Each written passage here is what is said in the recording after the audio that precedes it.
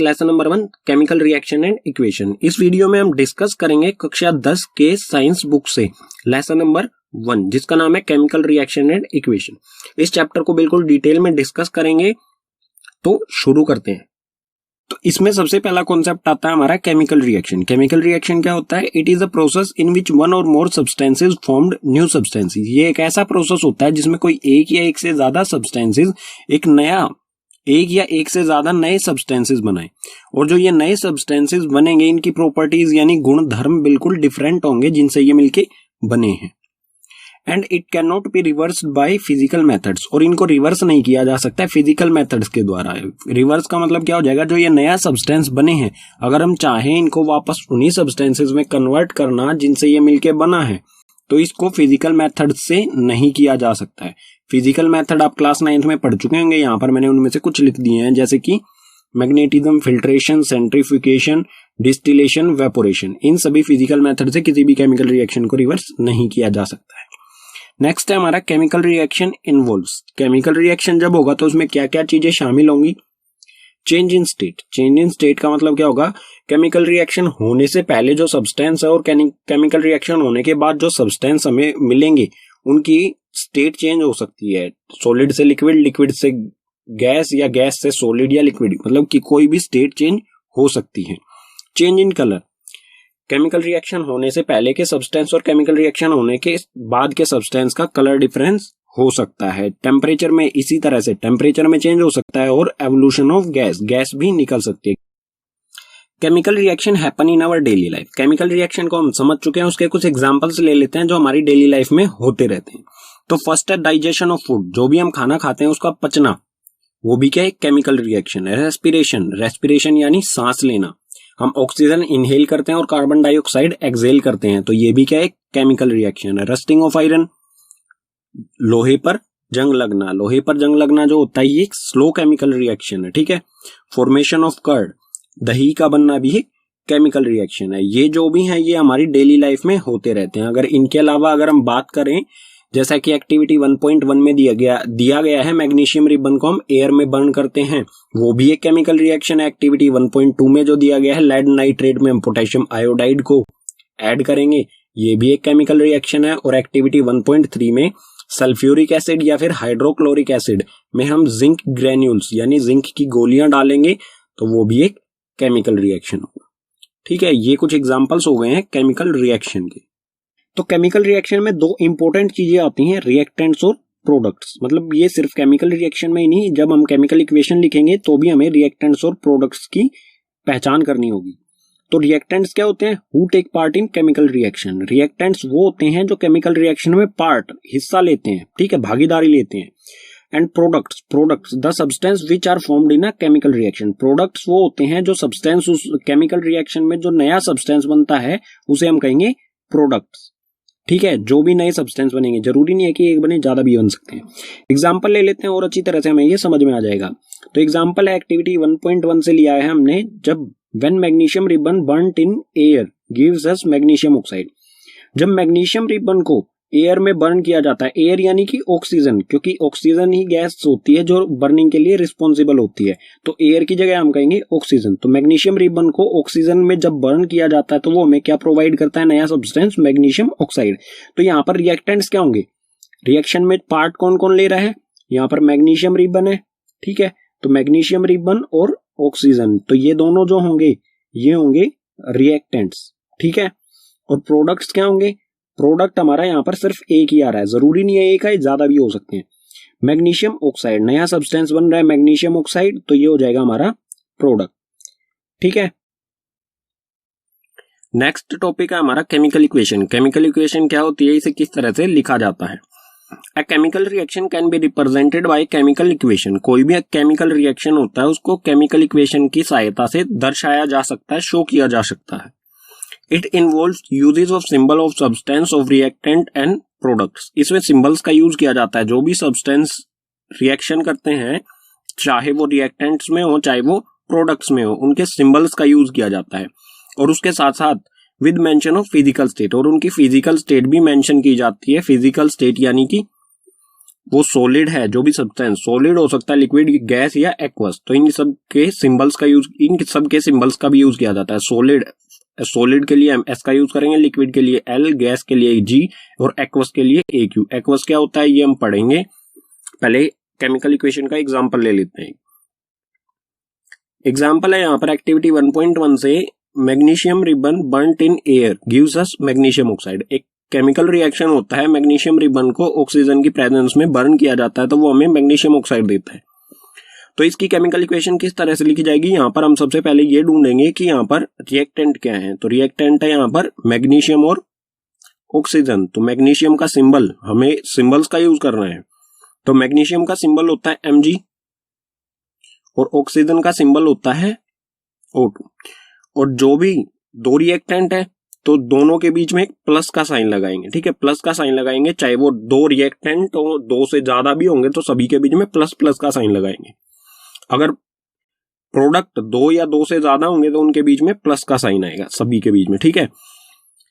अब मैग्नीशियम और ऑक्सीजन दोनों मिलकर ये रिएक्शन में पार्ट ले रहे हैं तो प्लस का साइन लगा दिया। अब लगाएंगे हम एक एरो। एरो जो है वो रिएक्शन की डायरेक्शन को दर्शाता है, ठीक है। तो यहां पर ये रिएक्शन करेंगे और हम बनाएंगे मैग्नीशियम ऑक्साइड, ठीक है। और जो ये एरो होता है इसके टेल की तरफ होते हैं रिएक्टेंट्स और हेड की तरफ होते हैं प्रोडक्ट्स, ठीक है। तो ये हमेशा ध्यान रखना है, प्रोडक्ट हमेशा एरो के हेड की तरफ लिखा जाता है और टेल की तरफ रिएक्टेंट्स लिखे जाते हैं। तो इस तरह से ये केमिकल इक्वेशन लिखी जाएगी। लेकिन ये केमिकल इक्वेशन जो है बैलेंस नहीं है। बैलेंस किस तरह से, MgO2, यहाँ पर Mg में कितने एटम है, 1, यहाँ पर भी 1 है। ऑक्सीजन के 2 एटम्स हैं लेकिन यहाँ पर ऑक्सीजन का सिंगल एटम है। तो इस तरह की इक्वेशन जो बैलेंस नहीं होती है उसे स्केलेटल केमिकल इक्वेशन कहा जाता है, ठीक है। इसे बैलेंस करेंगे नेक्स्ट पेज पर। और अभी तो हमने इसकी फिजिकल स्टेट भी नहीं लिखी है, तो फिजिकल स्टेट लिखेंगे यहाँ पर Mg मैग्नीशियम क्या है, सॉलिड, S4 सॉलिड, प्लस में O2 क्या है, गैस, ठीक है, G4 गैस, और मैग्नीशियम MgO मैग्नीशियम ऑक्साइड, ये भी सॉलिड है, ठीक है। तो इस तरह से ये केमिकल इक्वेशन लिखी जाएगी। अब बात करते हैं एक्वस। एक्वस क्या होता है, it is a solution in which solvent is water. कोई भी चीज पानी में घुली हुई होती है, उस सब्सटेंस, सिर्फ हम उस सब्सटेंस की बात करते हैं जो पानी में घुला हुआ है, तो हम उसे कहेंगे एक्वस, ठीक है। जहां पर सॉल्वेंट वाटर होता है तो वो होगा एक्वस सॉल्यूशन। तो अब हम देखेंगे how to balance a chemical equation. Chemical equation को किस तरह से बैलेंस किया जाता है, उसके लिए एग्जांपल लेंगे हम यहाँ पर Fe प्लस H2O। रिएक्शन करने के बाद क्या बना, Fe3O4 प्लस में H2। Fe जो सिंबल होता है ये होता है आयरन का। तो आयरन वाटर के साथ रिएक्शन करके आयरन ऑक्साइड यानी फेरिक ऑक्साइड, फेरिक भी कहा जाता है आयरन को, ठीक है, फेरिक ऑक्साइड बनाता है या आयरन ऑक्साइड बनाता है और हाइड्रोजन गैस उसमें से रिलीज होती है। तो इसको हम बैलेंस करके देखेंगे इसे किस तरह से, किसी भी केमिकल इक्वेशन को किस तरह से बैलेंस किया जाता है। इसका कोई स्पेसिफिक फॉर्मूला नहीं होता है, तो इसको हिट एंड ट्रायल से सोल्व करेंगे, बैलेंस करेंगे, ठीक है। तो Fe सबसे पहले हम क्या करेंगे, इसके लिए एक टेबल बनाएंगे। टेबल में क्या रखेंगे हम, एलिमेंट्स, रिएक्टेंट और प्रोडक्ट्स, ठीक है। एलिमेंट क्या है यहाँ पर, Fe ये रिएक्टेंट्स हैं और ये प्रोडक्ट्स हैं, ठीक है, ये रिएक्टेंट और ये प्रोडक्ट। तो हम यहाँ पर चेक करेंगे Fe के कितने एटम्स हैं रिएक्टेंट में और Fe के कितने एटम है प्रोडक्ट्स में। तो चेक कर लेते हैं। यहाँ पर Fe अकेला है, यहाँ पर कुछ नहीं लिखा हुआ है, तो समझो Fe का यहाँ पर एक एटम है और यहाँ पर Fe के 3 एटम्स है, तो दोनों को लिख लेंगे। रिएक्टेंट में Fe का 1 एटम है और प्रोडक्ट में 3 एटम है। इसी तरह से हाइड्रोजन का चेक करेंगे। हाइड्रोजन के रिएक्टेंट में 2 है और प्रोडक्ट में भी 2 है, तो यहाँ पर 2 और यहाँ पर भी 2। अब ऑक्सीजन के चेक करेंगे। ऑक्सीजन का यहाँ पर रिएक्टेंट में 1 है और प्रोडक्ट में 4 है, तो रिएक्टेंट में 1, प्रोडक्ट में 4।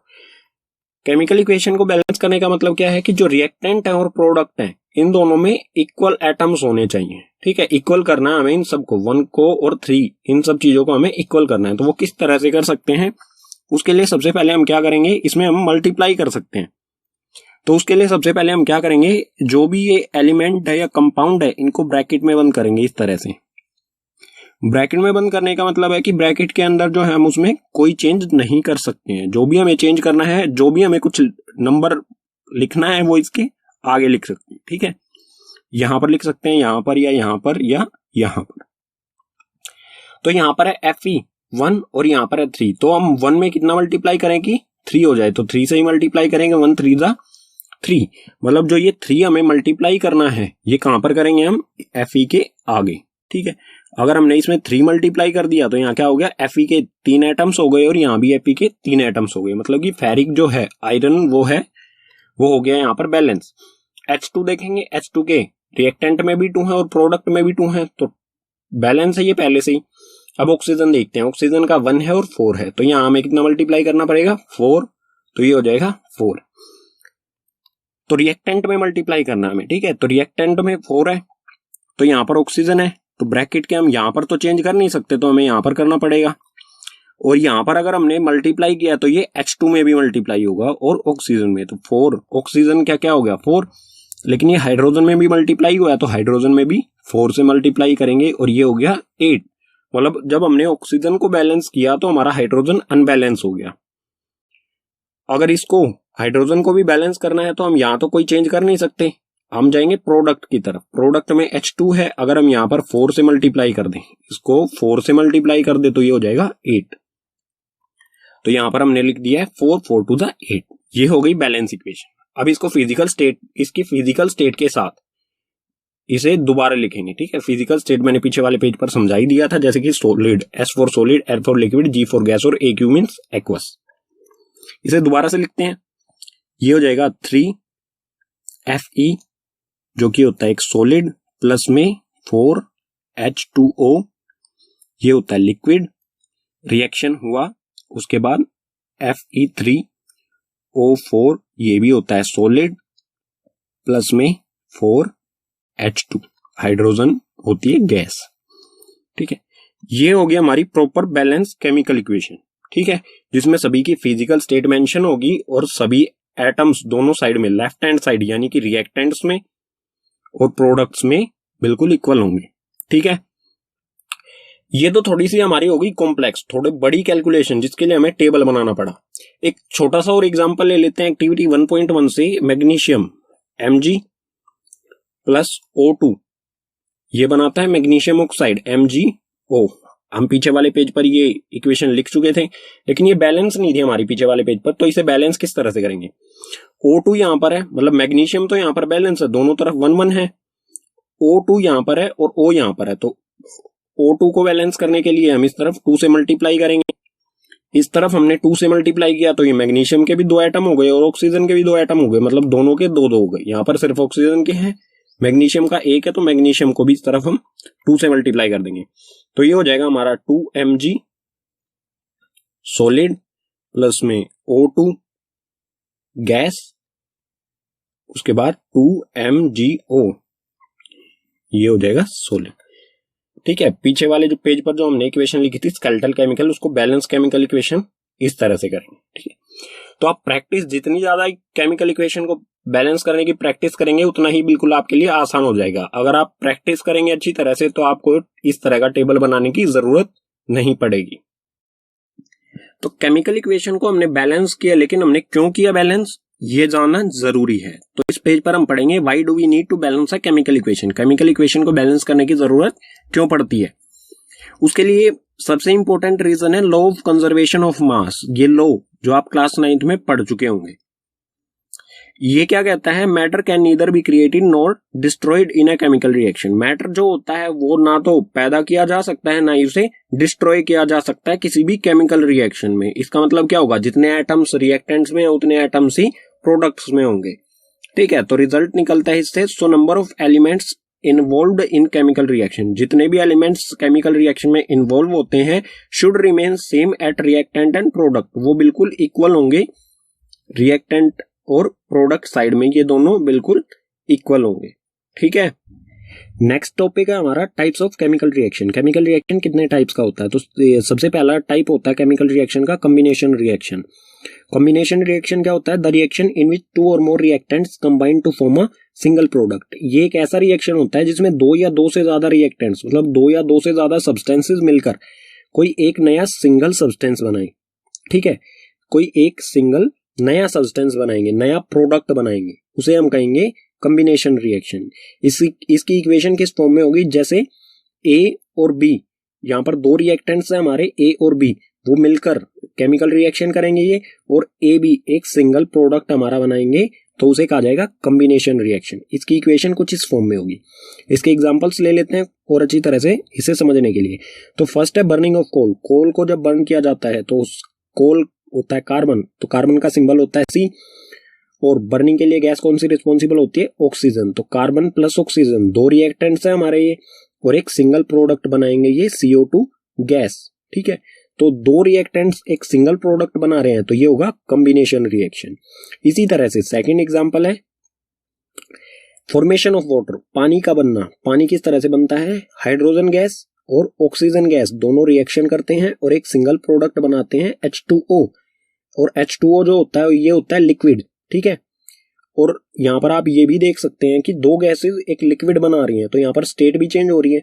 तो फॉर्मेशन यहां पर भी दो रिएक्टेंट्स हैं और एक सिंगल प्रोडक्ट बना रहे हैं वाटर, तो ये भी क्या होगा, एक कॉम्बिनेशन रिएक्शन। ठीक है, तो केमिकल रिएक्शन का सेकंड टाइप है डीकंपोजिशन रिएक्शन। डीकंपोजिशन रिएक्शन क्या होता है, in this reaction a compound splits into two or more substances is called decomposition reaction. इस रिएक्शन में कोई एक सिंगल कंपाउंड या सिंगल रिएक्टेंट स्प्लिट हो जाता है, बट जाता है दो या दो से ज्यादा सब्सटेंसेस में, या कह सकते हैं प्रोडक्ट्स में। जब कोई सिंगल रिएक्टेंट दो अलग अलग प्रोडक्ट्स में डिवाइड हो जाता है तो उसे कहेंगे हम डीकंपोजिशन रिएक्शन। जैसे हमारा एक सब्सटेंस है ए, केमिकल रिएक्शन होता है और ये दो अलग अलग सब्सटेंस बी और सी में बट जाता है, डिवाइड हो जाता है, तो इसे कहा जाएगा डीकंपोजिशन रिएक्शन। और डीकंपोजिशन रिएक्शन कितने टाइप्स का होता है, तीन टाइप्स का। सबसे पहले है थर्मल डीकंपोजिशन रिएक्शन, सेकंड है इलेक्ट्रोलाइटिक डीकंपोजिशन रिएक्शन, और थर्ड है फोटोलाइसिस डीकंपोजिशन रिएक्शन। इनके बारे में डिटेल में पढ़ते हैं नेक्स्ट पेज पर विद एग्जांपल्स। तो डीकंपोजिशन रिएक्शन का फर्स्ट टाइप है हमारे सामने थर्मल डीकंपोजिशन। थर्मल डीकंपोजिशन क्या होता है, when decomposition is carried out by heating. ऐसा डीकंपोजिशन जो हीट के द्वारा कैरी किया जाता है, मतलब हीट के द्वारा उसे हम अलग अलग करते हैं। तो इसका एग्जांपल ले लेते हैं और अच्छी तरह से समझ में आ जाएगा। Calcium carbonate. कैल्शियम कार्बोनेट एक सिंगल रिएक्टेंट है। ठीक है, इसको जब हम हीट करेंगे, डीकंपोजिशन जो हीट के द्वारा किया जाए, तो कैल्शियम कार्बोनेट को जब हीट किया जाएगा तो ये दो अलग अलग प्रोडक्ट्स में डिवाइड हो जाएगा। फर्स्ट होगा कैल्शियम ऑक्साइड और सेकंड होगा CO2 कार्बन डाइऑक्साइड। दो अलग अलग प्रोडक्ट्स में डिवाइड हो जाए तो उसे कहा जाएगा थर्मल डीकंपोजिशन। ठीक है, जो हीट के द्वारा किया जाए। सेकंड है हमारे सामने electrolytic decomposition. Electro means electricity, तो इसी वर्ड से आप समझ सकते हैं when decomposition is carried out by passing electricity. जब ये डीकंपोजिशन किस तरह से होता है, इलेक्ट्रिसिटी पास करने से। ठीक है, जैसा कि एग्जांपल ले लेते हैं H2O it means water. Water में से जब हम इलेक्ट्रिक करंट पास करेंगे तो उसमें से दो गैसेस निकलती हैं, हाइड्रोजन गैस और ऑक्सीजन गैस। मतलब वाटर जो होता है वो किस में कन्वर्ट हो जाता है, हाइड्रोजन और ऑक्सीजन, दो अलग अलग प्रोडक्ट्स में कन्वर्ट हो जाता है। तो एक सिंगल प्रोडक्ट जब इलेक्ट्रिक करंट से दो अलग अलग प्रोडक्ट्स में कन्वर्ट हो जाता है तो उसे कहा जाता है इलेक्ट्रोलाइटिक डीकंपोजिशन रिएक्शन। ठीक है, डीकंपोजिशन रिएक्शन का थर्ड टाइप है फोटोलाइसिस डीकंपोजिशन। फोटोलाइसिस डीकंपोजिशन क्या होता है, when decomposition is carried out in presence of sunlight. ऐसा डीकंपोजिशन जो कि सनलाइट की वजह से होता है उसे कहा जाता है फोटोलाइसिस डीकंपोजिशन। ठीक है, इसका एग्जांपल ले लेते हैं यहाँ पर सिल्वर क्लोराइड। Ag सिल्वर का सिंबल होता है, तो सिल्वर क्लोराइड को जब हम सनलाइट में रखेंगे तो वो क्या हो जाएगा, किस में कन्वर्ट हो जाएगा, सिल्वर और क्लोरीन दोनों अलग अलग हो जाएंगे। तो यहाँ पर क्या हो रहा है, एक सिंगल कंपाउंड को हम जब सनलाइट में रखेंगे तो वो दो अलग अलग एलिमेंट्स में डिवाइड हो जाता है, तो उसे कहा जाता है फोटोलाइसिस डीकंपोजिशन, जो सनलाइट की वजह से होता है। ठीक है, इसका यूज कहां पर किया जाता है, तो ये रिएक्शन किया है हमने, इसका यूज कहां पर किया जाता है, above reaction is used in black and white photography. जो सिल्वर क्लोराइड को सनलाइट में पुट करके सिल्वर और क्लोरीन में डिवाइड किया जाता है, इसका use black and white photography में यूज होता है। ठीक है, ये इंपॉर्टेंट है, ये कई बार एग्जाम में पूछा जा चुका है।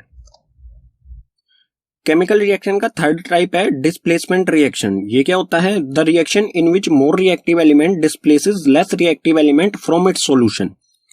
इसमें कोई ज्यादा रिएक्टिव एलिमेंट कम रिएक्टिव एलिमेंट को डिस्प्लेस कर देता है, हटा देता है उसी के सॉल्यूशन में से। लेस रिएक्टिव एलिमेंट के सॉल्यूशन में से लेस रिएक्टिव एलिमेंट को ही हटा देता है, उसे कहा जाता है डिस्प्लेसमेंट रिएक्शन।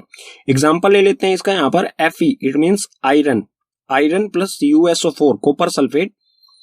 रिएक्शन होने के बाद क्या बन जाएगा? ये आयरन सल्फेट प्लस में Cu। तो इस रिएक्शन में क्या हुआ? कॉपर सल्फेट का सॉल्यूशन है, इसमें एलिमेंट है कॉपर और कॉपर सल्फेट का सॉल्यूशन है आयरन। जब इसमें डाला जाएगा, आयरन को इसके साथ रिएक्शन कराया जाएगा, तो ये क्या करेगा? कॉपर को ही अलग कर देगा, ठीक है, क्योंकि आयरन जो है वो ज्यादा रिएक्टिव होता है कॉपर से, तो ये आयरन है कॉपर को अलग कर देगा इसी के सॉल्यूशन में से। तो यहाँ पर क्या हो जाएगा? FeSO4, मतलब यहाँ पर जो Cu था उसको इसने अलग कर दिया, Fe ने अलग कर दिया इसी के सॉल्यूशन में से, तो FeSO4 बना और Cu बिल्कुल अलग हो जाएगा, ठीक है। तो इस तरह के रिएक्शन को कहा जाएगा डिस्प्लेसमेंट रिएक्शन, जब कोई high reactive element less reactive element को डिस्प्लेस कर देता है उसी के सॉल्यूशन में से। इसको और अच्छी तरह से एक्सप्लेन कर देता हूं क्योंकि यह अक्सर एग्जाम में आपसे पूछा जाता है। तो एक टेस्ट ट्यूब लेंगे, एक्सपेरिमेंट है ये, ठीक है, टेस्ट ट्यूब है, टेस्ट ट्यूब में कॉपर सल्फेट सॉल्यूशन लेंगे, ठीक है, ये टेस्ट ट्यूब A है, इसमें कॉपर सल्फेट सॉल्यूशन लिया। कॉपर सल्फेट सॉल्यूशन जो है वो ब्लू कलर का होता है। जब इसमें एक आयरन नेल, ये एक आयरन नेल है, आयरन नेल को जब हम इसमें टेस्ट ट्यूब A में डालेंगे तो ये इसका कलर ग्रीनिश हो जाएगा, ठीक है। जब इसमें डालेंगे तो इसका कलर इस तरह का चेंज हो जाएगा, जो कि सेकंड टेस्ट ट्यूब आपको दिख रही है, इस तरह का ये कलर हो जाएगा। और आयरन नेल जब कुछ देर बाद इससे निकालेंगे तो आयरन नेल पहले तो शाइनी कलर थी, उसके बाद हो जाएगी ब्राउनिश कलर की। ये क्यों हो गई? क्योंकि इस पर जो है सल्फेट सॉल्यूशन, क्योंकि इस पर सल्फेट का लेयर आ जाती है आयरन नेल के ऊपर। और ये ग्रीन कलर क्यों हो जाता है? क्योंकि ये सिर्फ इसमें कॉपर बचता है, जो भी सल्फेट होता है वो आयरन नेल पर चला जाता है, ठीक है, इस वजह से इसका कलर ग्रीन हो जाता है। आपसे क्वेश्चन कई बार एग्जाम में इस तरह का क्वेश्चन पूछा गया है। तो कॉपर सल्फेट के सॉल्यूशन में जब आयरन नेल को डाला जाता है तो वो ग्रीन कलर का हो जाता है। क्यों होता है? क्योंकि उसमें आयरन जो है क्योंकि वो आयरन कॉपर सल्फेट सॉल्यूशन में से कॉपर को डिस्प्लेस कर देता है, ठीक है। केमिकल रिएक्शन का फोर्थ टाइप है डबल डिस्प्लेसमेंट रिएक्शन। ये क्या होता है? Reaction in which new compounds are formed by mutual exchanges of ions between two compounds. इसमें आयंस का एक्सचेंज होता है, ऐसा रिएक्शन जिसमें आयंस के एक्सचेंज होने से नए कंपाउंड्स बने, ठीक है, उसे कहेंगे हम डबल डिस्प्लेसमेंट रिएक्शन। इसका एग्जांपल ले लेते हैं, आप और अच्छी तरह से समझ जाएंगे।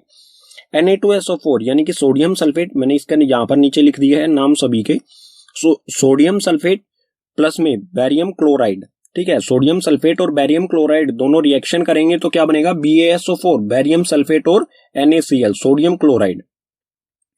तो इस रिएक्शन में आप देख सकते हैं कि सोडियम सल्फेट जो है वो सोडियम के साथ है, लेकिन आगे देखेंगे तो सल्फेट किसके साथ आ जाएगा? बैरियम के साथ हो जाएगा, बैरियम सल्फेट, ठीक है। और उसके बाद बैरियम क्लोराइड है यहाँ पर, तो रिएक्शन होने के बाद क्या हो गया? Sodium chloride. मतलब क्या हुआ? इसमें जो ये सोडियम है ये क्लोराइड के साथ जुड़ जाता है और ये सल्फेट जो है ये बैरियम के साथ जुड़ जाता है। तो इसमें क्या हुआ? आयंस का एक्सचेंज हुआ है, किन के बीच में? बैरियम और सल्फेट के बीच में। बैरियम के जो आयंस होते हैं वो 2+ होते हैं और SO4 के जो आयंस होते हैं वो 2 नेगेटिव होते हैं। तो ये एक दूसरे को सेटिस्फाई करते हैं, इसके पास 2 एक्स्ट्रा होते हैं, इसको 2 की जरूरत होती है। तो ये दोनों मिलकर BaSO4 बनाते हैं, ठीक है, बैरियम सल्फेट, जहां पर आयंस का एक्सचेंज होने से 2 नए कंपाउंड्स बनते हैं, ठीक है, आयंस का एक्सचेंज होने से नए कंपाउंड्स बनते हैं, उसे कहा जाता है डबल डिस्प्लेसमेंट रिएक्शन। और उसमें बुक में हमारी एक स्पेशल टर्म आती है प्रिसिपेट। ये क्या होता है? It is an insoluble solid that emerges from a liquid solution. ये एक इनसोल्यूबल सॉलिड होता है। प्रिसिपेट जो है एक इनसोल्यूबल सॉलिड होता है जो कि लिक्विड में, केमिकल रिएक्शन के दौरान लिक्विड में ही बनता है, उसे कहा जाता है प्रिसिपेट, ठीक है। केमिकल रिएक्शन का फिफ्थ टाइप है ऑक्सीडेशन एंड रिडक्शन। तो ऑक्सीडेशन क्या होता है? The addition of oxygen to a substance. किसी सब्सटेंस से ऑक्सीजन जुड़ जाए तो होगा ऑक्सीडेशन। और क्या होगा? The removal of hydrogen from a substance, या फिर उसमें से हाइड्रोजन हट जाए तो भी ऑक्सीडेशन। यानी कि ऑक्सीजन का जुड़ना या फिर हाइड्रोजन का हटना, दोनों क्या होंगे, ऑक्सीडेशन होंगे। ठीक है, इसी तरह से रिडक्शन, रिडक्शन जो होता है ऑक्सीडेशन का बिल्कुल अपोजिट होता है। इसमें क्या होता है, the addition of hydrogen to a substance and the remover of oxygen from a substance. इसमें ऑक्सीडेशन का बिल्कुल अपोजिट होता है, इसमें हाइड्रोजन का जुड़ना रिडक्शन होगा या फिर ऑक्सीजन का हटना रिडक्शन। किसी सब्सटेंस में हाइड्रोजन जुड़ जाए या ऑक्सीजन हट जाए, दोनों कंडीशन में क्या होगा, रिडक्शन। ठीक है, एग्जांपल ले लेते हैं इन दोनों की। तो फर्स्ट है यहां पर 2Cu plus O2, 2Cu plus O2 reaction होने के बाद क्या बना, 2CuO। तो यहां पर Cu जो है रिएक्शन के बाद इसमें क्या हुआ, ऑक्सीजन जुड़ गया, यहां पर Cu अकेला है, यहां पर इसमें ऑक्सीजन जुड़ गया, तो यहां पर क्या हुआ, ऑक्सीडेशन। ठीक है, तो किसी में भी ऑक्सीजन जुड़ जाता है तो वो क्या होता है, ऑक्सीडेशन। ठीक है, अगला एग्जांपल भी देख लेते हैं। इसमें क्या है, CuO, ऑक्सीजन इसके साथ है। ठीक है, ये हाइड्रोजन के साथ रिएक्शन करता है, CuO हाइड्रोजन के साथ रिएक्शन करके क्या बनेगा, Cu प्लस H2O। मतलब यहां पर जो ऑक्सीजन इसके साथ था, रिएक्शन होने के बाद क्या हुआ, ऑक्सीजन इसमें से हट गया, तो ऑक्सीजन का हटना क्या होता है, रिडक्शन। तो Cu का तो यहां पर रिडक्शन हो गया, लेकिन यहां पर क्या है, H2 हाइड्रोजन, और रिएक्शन होने के बाद क्या हो गया, H2O। तो यहां पर H में ऑक्सीजन जुड़ गया, तो H2 का क्या हो गया, ऑक्सीडेशन। तो कोई ऐसा केमिकल रिएक्शन जिसमें रिडक्शन और ऑक्सीडेशन दोनों हो रहे हो, तो उसे कहा जाता है रेडॉक्स रिएक्शन, रेडॉक्स रिएक्शन। अब है effects of oxidation in daily life. हमारी डेली लाइफ में ऑक्सीडेशन के क्या प्रभाव पड़ते हैं। तो सबसे पहला कोरोजन। कोरोजन क्या होता है, when a metal is exposed to substance such as moisture, air, water, acid etcetera for some time. कोई मेटल मॉइस्चर यानी कि नमी, एयर, वाटर, एसिड, इन सब चीजों के संपर्क में आता है कुछ समय तक, तो a layer of oxide is formed which weakens the metal, hence metal is said to be corroded। तो इसके ऊपर एक लेयर बन जाती है, ऑक्साइड की एक लेयर बन जाती है जो कि मेटल को कमजोर कर देती है, वीकन्स कर देती है, मतलब कमजोर कर देती है। और जब ये मेटल को कमजोर कर देती है तो उसे कहा जाता है कोरोड। ठीक है, इसका एग्जाम्पल लेंगे, एग्जाम्पल से आप बिल्कुल अच्छी तरह से समझ जाएंगे। एग्जाम्पल है रस्टिंग ऑफ आयरन, आयरन पर जंग लगना। आयरन मीन्स लोहा, लोहे को लोहा जब एयर या वाटर के कांटेक्ट में आता है तो इस पर क्या होता है, एक ब्राउन लेयर बनने लग जाती है, ऑक्साइड लेयर होती है। ठीक है, ऊपर से ब्राउनिश होने लग जाता है सरफेस, जो ऑक्साइड लेयर होती है, और वो आयरन को कमजोर कर देती है। इसी तरह की कोटिंग जो सिल्वर पर लेयर बनने लग जाती है, सिल्वर पर ब्लैक लेयर बनने लग जाती है। ठीक है, और इसी तरह से कॉपर जो होता है उस पर ग्रीन कोटिंग हो जाती है। ये सभी क्या है, कोरोजन। इन सब का क्या हो रहा है, कोरोड। ठीक है, और कोरोजन से अगर हमें किसी मेटल को बचाना है तो हमें क्या करना पड़ेगा, पेंटिंग, उस पर हमें पेंट अप्लाई करना होगा या फिर ग्रीसिंग। इन दोनों चीजों में, पेंटिंग और ग्रीसिंग में क्या होता है, जो भी मेटल है वो किसके कांटेक्ट में, एयर, वाटर या फिर और किसी अन्य चीज के कांटेक्ट में नहीं आता है। ठीक है, सेकंड इफेक्ट है हमारा रेंसिडिटी। रेंसिडिटी क्या होता है, the oxidation of fats and oil when exposed to air is known as rancidity. Fats या फिर ऑयल्स, यानी कि हमारा जो खाना होता है या फिर ऑयल्स, उनका ऑक्सीडेशन हो जाना, किस वजह से, एयर के कांटेक्ट में आने से ऑक्सीडेशन हो जाना, उसे कहा जाता है रेंसिडिटी। इसके कारण क्या होता है, it leads to bad smell. इसके कारण क्या होता है, स्मेल, बुरी सी स्मेल आने लग जाते हैं जो भी फूड होता है, और उसका टेस्ट भी बेकार हो जाता है, बैड टेस्ट हो जाता है फूड का। ठीक है, तो इससे बचने, रेंसिडिटी जो है, इससे बचने के लिए क्या किया जाता है, फूड पैकेट्स, जो फूड पैकेट्स आते हैं, या फिर जैसे आप चिप्स पैकेट का एग्जांपल ले सकते हैं। चिप्स पैकेट होते हैं, अगर उसमें गैस डाली जाती है नाइट्रोजन, मतलब जो चिप्स पैकेट्स होते हैं उसमें से ऑक्सीजन गैस को निकाल के नाइट्रोजन गैस उसमें डाल दी जाती है, और जो नाइट्रोजन गैस होती है ये रेंसिडिटी से बचाती है। अगर नाइट्रोजन गैस नहीं डालेंगे तो जो चिप्स वगैरह होंगे वो बिल्कुल गल जाएंगे, अंदर खराब हो जाएंगे। उसको पैकेट को आप खोलोगे तो उसमें से बहुत बुरी सी स्मेल आएगी और टेस्ट भी उसका खराब हो जाएगा, वो बिल्कुल बेकार हो जाएंगे, खाने लायक नहीं रहेंगे। तो इससे बचने के लिए उसमें नाइट्रोजन गैस डाली जाती है जो कि ऑक्सीडेशन को, फूड को ऑक्सीडेशन होने से बचाती है। ठीक है, तो ये इंपॉर्टेंट क्वेश्चन बन जाता है यहाँ से। चिप्स पैकेट्स वगैरह जो होते हैं, फूड पैकेट्स, उसमें नाइट्रोजन गैस, कौन सी गैस डाली जाती है और क्यों डाली जाती है। ठीक है, केमिकल रिएक्शन के टाइप्स कंप्लीट हो चुके हैं, लेकिन chemical reaction also classify on the basis of temperature. Chemical reaction को टेम्परेचर के बेसिस पर भी क्लासिफाई किया जाता है दो पार्ट्स में। फर्स्ट है एंडोथर्मिक रिएक्शन और सेकंड एक्सोथर्मिक रिएक्शन। इन दो पार्ट्स में से टेम्परेचर के बेस पर क्लासिफाई किया जाता है, बांटा जाता है। तो एक्सोथर्मिक रिएक्शन क्या होता है? Reaction in which heat is released along with formation of product called exothermic reaction. ऐसा रिएक्शन जिसमें प्रोडक्ट बनने के साथ साथ उसमें से हीट रिलीज होए या फिर टेम्परेचर इंक्रीज होए तो उसे कहेंगे हम एक्सोथर्मिक रिएक्शन। इसका एग्जांपल ले लेते हैं और अच्छी तरह से समझने के लिए। एग्जांपल है इसका burning of natural gas. Natural gas को बर्न किया जाता है, ठीक है। तो नेचुरल गैस होती है CH4 जिसे मीथेन कहा जाता है। मीथेन गैस को ऑक्सीजन की प्रेजेंस में बर्न करेंगे तो ये बनेगा CO2 कार्बन डाइऑक्साइड गैस बनेगी और H2O गैस। H2O वाटर होता है लेकिन ये गैस की फॉर्म में है, मतलब वेपर की फॉर्म में है। तो H2O बनेगा और बहुत सारी हीट भी रिलीज होगी। जब गैस को बर्न करते हैं तो उसमें से हीट रिलीज होती है। तो इस तरह के रिएक्शन को कहा जाएगा जिसमें हीट रिलीज होती है, उसे एक्सोथर्मिक रिएक्शन, ठीक है। एंडोथर्मिक क्या होता है? अब है endothermic reaction, the reaction which require energy in form of heat, light और इलेक्ट्रिसिटी कॉल्ड एंडोथर्मिक रिएक्शन। ऐसा रिएक्शन जिसको कराने के लिए एनर्जी की जरूरत पड़ती है उसे कहा जाता, किस तरह की energy? Heat energy, light energy या इलेक्ट्रिकल एनर्जी की जरूरत पड़े जिस रिएक्शन को कराने में, उसे कहा जाएगा एंडोथर्मिक रिएक्शन। या फिर हम कह सकते हैं कि इसमें एनर्जी जो है वो एब्जॉर्ब होती है, तो वो होगा एंडोथर्मिक रिएक्शन। इसके एग्जांपल्स क्या होंगे? इसके एग्जांपल्स होंगे वही जो आप पीछे डीकंपोजिशन रिएक्शन में पढ़ चुके हैं। डीकंपोजिशन हीट के द्वारा किया जाता है, हीट के द्वारा किया जाता है, लाइट के द्वारा और इलेक्ट्रिसिटी। इन तीनों तरह से जो डीकंपोजिशन रिएक्शन किया जाता है वही इसके एग्जांपल